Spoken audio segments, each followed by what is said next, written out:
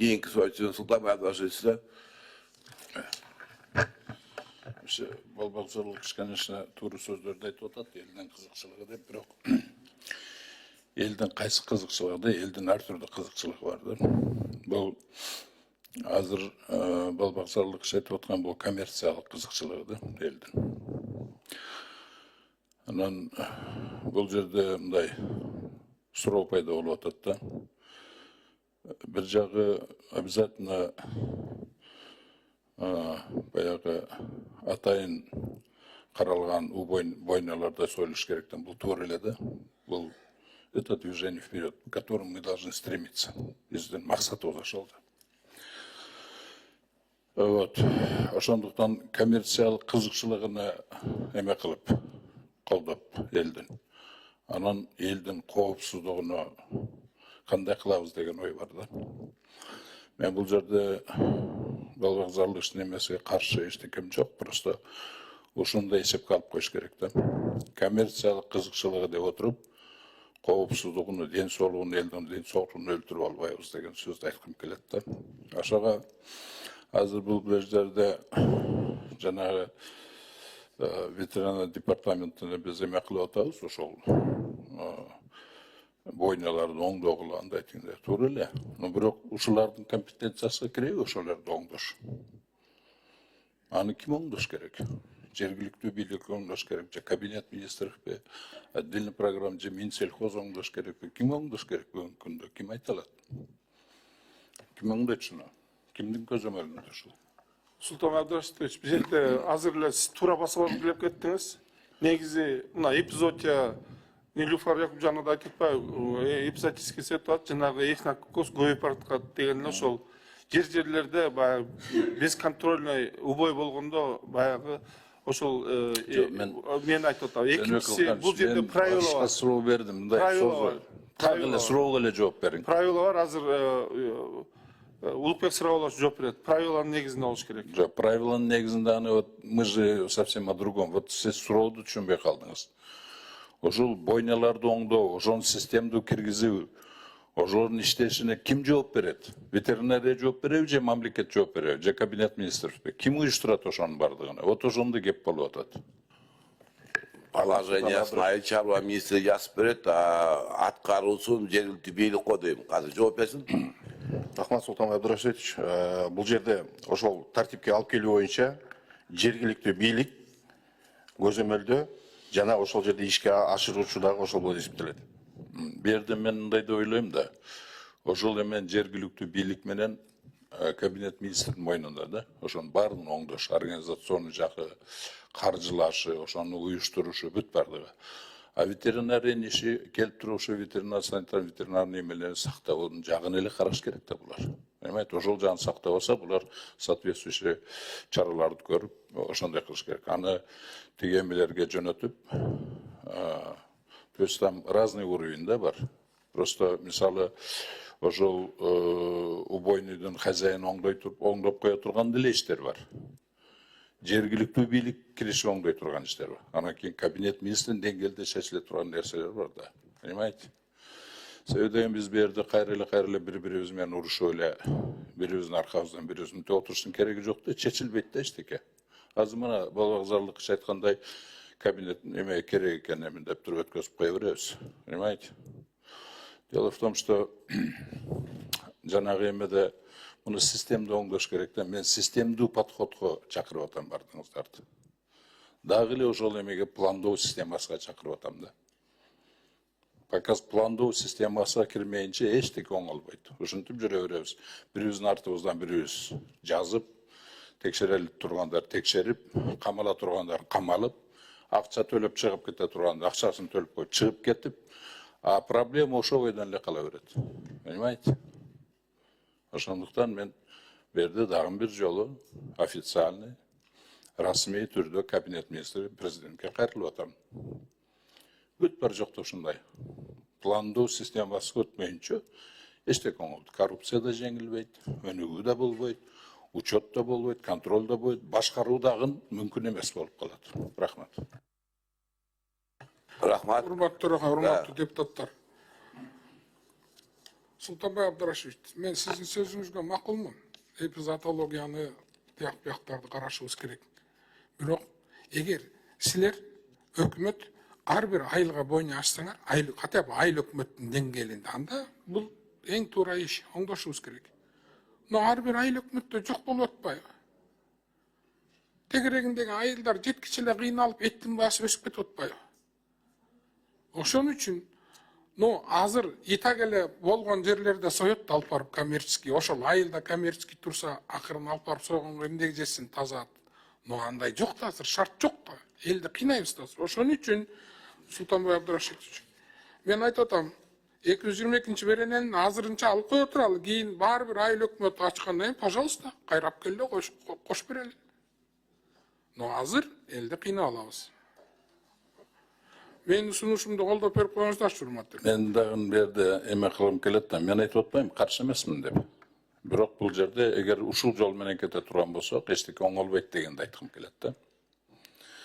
Эгер ушуну менен кете турган болсо, эл кабинет министрлерден булардын деңгээлде чечилбейт бул. Эл эгер ызылдап, давай оңдогула десе, ошондон кийин жетет.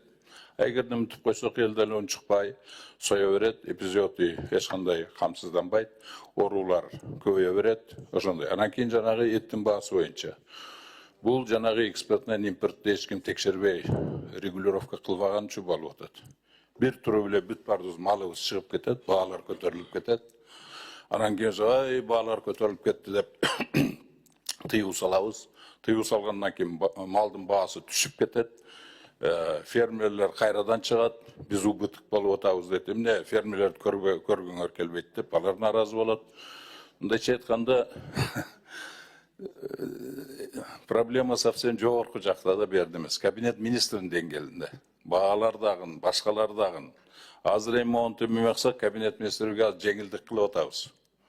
Булар жакшы да, эчтекени чечпейт. Убойнелер ошолордон кала берет. Местный властьтарда эчтекени чечпейт. Потому что уруксат берип койгонбуз. Эч ким келбейт, эч кимге кереги жок. Каалагандай союп, эмеге эме болот. Бирок контроль жок болот. Надо биз өтөйм. Даже могу эмелерге убойный кап келгенде нормальный элемелерде. Бир жок дегенде 3 күн контролду туруш керек да мал. Сырттан келсе эгер, текшерилбеген жерден келсе. Карантинде туруш керек да. Бул даже бойняда, понимаете? А биз болсо вообще эме берип коебуз элге. Мен биринчи кезекте айтып атам, элдин деле бардыгын эмес, определенный эле часть, баягы коммерция менен заниматься этип аткан элди кызыкчылыгына только коргоп атабыз да. А эң көпчүлүк элдин кызыкчылыгы ошонун ден соолугу корголбой калып атпайбы? Я вот к этому говорю, муну калтырып эле коюш керек. Анан кийин эл ызылдап чыксын, кабинет министринин баш орусун, местный властьтын баш орусун, ошого акча бөлүнсүн, программа түзсүндөр, убойнуйду көбөйтүш боюнча. Мына туура айтат, ар бир эмеде убойну болуш керек, балбакзарлык үчүн. Но аны болуш үчүн тиги кабинет министр кичине көчөгөн кыймылдатып коюш керек да, местный власть менен бирге. А эгер мынтип уруксат берип койсо кыймылдатпайт, аларга жакшы да. Эмне ошосун дейт. Ошондуктан бул эмени колдоп эле коюш керек. Оңдой турган нерсесин баарын оңдоп келиптирлер, чынын айткандачы. А вот это будет излишне. Излишне, иначе алдыга жылбайт. Именно законодательным путем надо заставлять кабинет министров немного пошевелить мозгами и еще одним местом. Рахмат. Да, Султан Абдрашевич. Мен азыр Аша Ташбайчынын сунушуна колдойм да. Балбакзалдык сөз эле алып койсо жакшы болот эле ошол сунушунучу. Себеби деген бул эмени боло турганбыз эчтеке өзгөрбөйт. Биз могу жерде ветеринарный службага эле зордук кылып атабыз. Күчүбүз ушуга жетет. А бул проблема, мисалы жанагы ошол эле эмелер жаптыңарбы же жокпу? Жаап ташташ оңой эле жаап таштайттар. Бирок проблема чечилбейт да. Проблеманы чечиле турган адамдар кабинет министрде отурбайбы? Эң аз дегенде министр отурат да. Biz ушуларга даже министрге айта албайбыз, могу эле док кылабыз. Бул эчтекени чечпейт. Еще раз говорю. Бул барып жаап таштайт, жаап десеңер. Но бирок проблема чечилбейт. Понимаете? Ошондуктан анан Балбакзалдыкович ошол айылдагы коммерция кылган адамдардын эле кызыкчылыгын айтып атат да. Алар деле элге кирет, безусловно. Бирок элде ошол жерде айылда 10 000 адам жашаса, ошол коммерция менен малды союп саткандар көп болсо 5 эле айылда. 5 эле кишинин кызыкчылыгы. Калган элдин кызыкчылыгы алар керектүү малын өздөрү эле союп жей берет өзүнүн керекчилигине. Ага тыюу жок да. Жалпы 95%, почти 99% элдин кызыкчылыгы биз жерде эч кандай мындай притесняться эткен жери жок да. Просто эле ошол айыл жерде бир 5 киши, ар бир айыл өкмөттө бир 5 киши бар. Ошондой коммерция менен неме кылган. Анан кийин бул жерде чечимини башкача кылышыбыз керек да. Буларга эле зордук кыла берейби ал жерде? Керималиев деле эчтекени чечпейт. Биз өзүбүздүн постановлениябыз менен тиги кабинет министриге эме кылышыбыз. Муну программный түрдө чечкиле деп талап кылышыбыз. Ар бир айыл өкмөттө бойну ачкыла деп талап кылышыбыз керек. Буларды эле жапкыла деп эле зордой бербей, чара көргүлөт. Булардын чара көрүшү эле бар штраф салат же жаап салат. Башка колдон келбейт эчтеке. Ошондуктан мен ойлойм, азыр бул законду өткөрүш керек. Ал эми жанагы отдельный эмебиз менен сунушубузду беришибиз керек. Пускай же болбосо министр өзү барып сунуш кылыш керек. Ошолорду жапкандын, жабыш керек, безусловно, бузуп аткан нерсе. Ал керек эмес. Жабыш менен проблема чечилбейт деп атам да. Ал проблеманы чечиш үчүн кабинет министр жок дегенде 4%-тен ашпаган же 5%-тен ашпаган кредит берсин ошолорго. Көп эмес алар. Ар бир айыл өкмөткө бирден бойну ачып койгонго, бир кишиге, бир ишкерге 4%-тен ашпаган кредит берсе болот. Ошол эле жанагы бекер эле ар жакта желип чачылып жаткан жана миллиарддаган сомдордун ичинен целенаправленно ошого акча берсе болот. Тем более еттин проблемасы Кыргызстанда бул эт өтө маанилүү. Ошондуктан мен ойлойм, давайте бул законду колдоп берели. Эгер азыр бул закон калганын башкача кылалы. Эгер ал бул азыр өтүп кетсе, эртең эмне болоорун айтып берейин силерге. Эртең эттин баасы өсөт. Айылдарга ар бир айыл өкмөткө эчтеке кыла албайсыңар. Бүт бойнага Бишкекке алып келип аткандын баары бойнадан сойбой эле өзүнүн жеринде союп келип аткандар. Таза эле союп атышат ветеринариянын көзөмөлүндө эле. Эттин баасы өсөт. Айылдарда ызы чыгат. Мейли өзүңөр чечкиле. Мен сунушка кое берем. Ошол болсо кабинет министри анан кыймылдай баштайт. Ошонон коркпош керек. Азыр берди кабинет министриге айтканга коркуп отурабыз дагы эле, могуларга эле зордук кылат. Булар эчтекени чечпейт. Эпизодический коопсуздук анда обеспечиваться этилбей калат. Элдин ден соолугу корголбой калат. Анда урматтуу депутаттар,